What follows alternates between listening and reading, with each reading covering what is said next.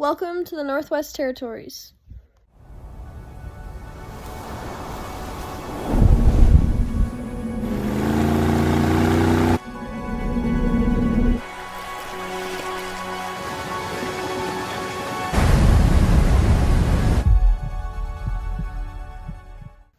My name is Madison, and I'm your official tour guide for this amazing province.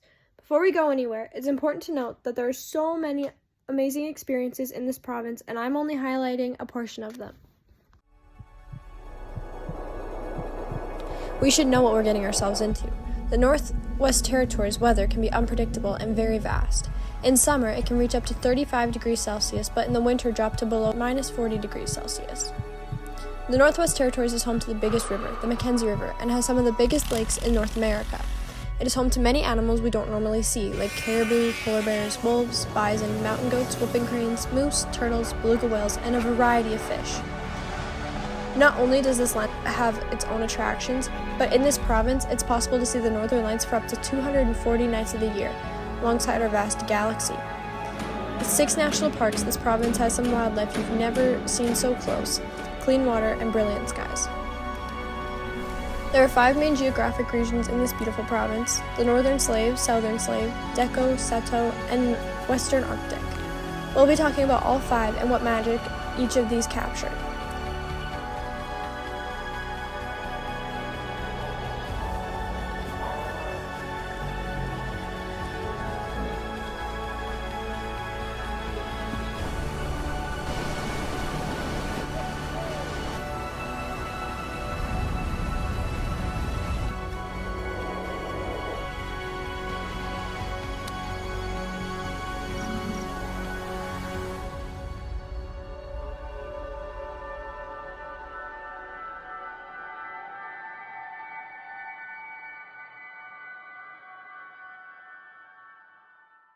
With countless ways to explore this province, we'll be starting with the Northern Slave region, home to Yellowknife, the province's capital.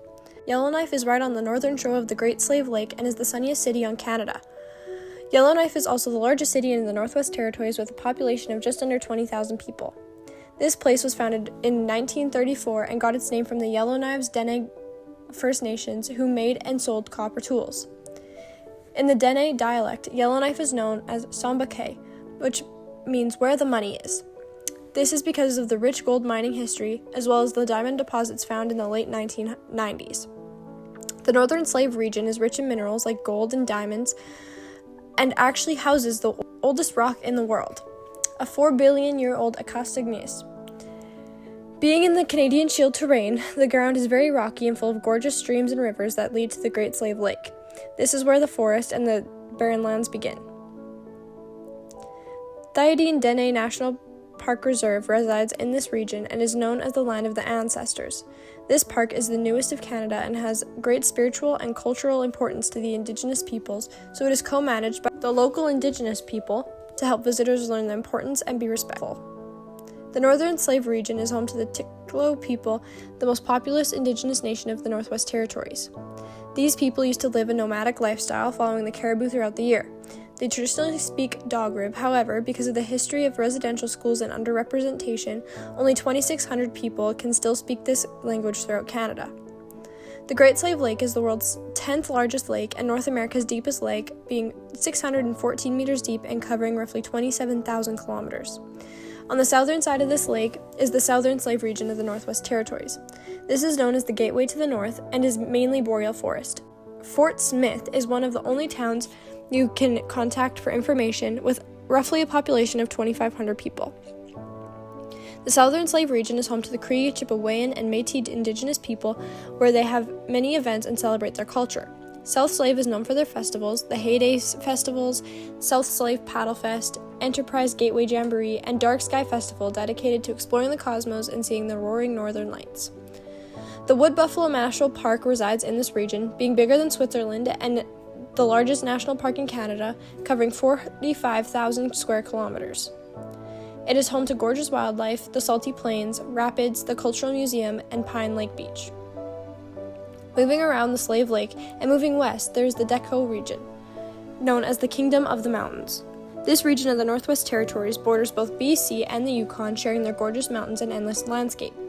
Mountains, canyons, waterfalls, and rivers are all very frequent, beautiful attractions that will catch the eyes of anyone. The Deco name itself means Big River, named after the Mackenzie River. Alongside the river are the Mackenzie Mountains, where Nahanni National Park is found. In this park, fishing, paddling, and hiking are superb, with many different opportunities to explore each activity. Trout, pike, and Arctic grayling are all swimming in these waters just waiting to be caught. In this area, the true picture of the North is created and the peace and quiet to go along with it. Nahanni Park is a designated UNESCO World Heritage Site, meaning it has great meaning behind humanity and the world we live in. The famous Virginia Falls lay here, as well as the fresh meadows. If you're not looking for a thrilling adventure, stop in at Fort Liard. Here they have surprisingly warm weather and live a very calm life. In the local language, this place is Ecotwic-Ki, people of the land of giants. With a history dating back 10,000 years, there is so much to learn from the locals. On our journey north, we have reached a point where we are now in Satu. The beating heart of the North is what Satu is often known as because of its location in the center of the territory as well as the landscape it captures.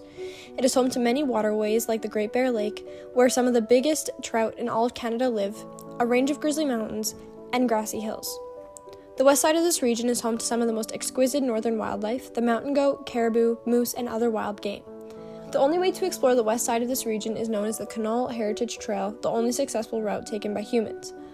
Paddling along the Mackenzie has been a hobby of many and possibly a goal.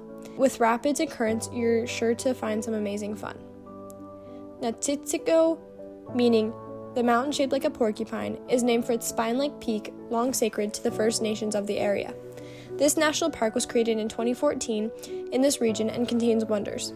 Between the Yukon and the Nahanni National Park, this park contains Alps, Grizzly Bear Lake, Davide Lake, Grizzly Bear Hot Springs, and Whitewater rivers.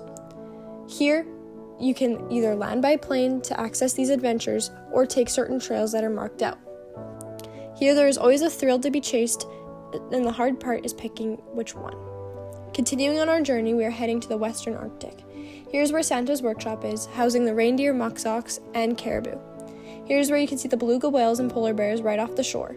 Seeing the Arctic Ocean so close seems surreal, and so does life in the Northwest Territories.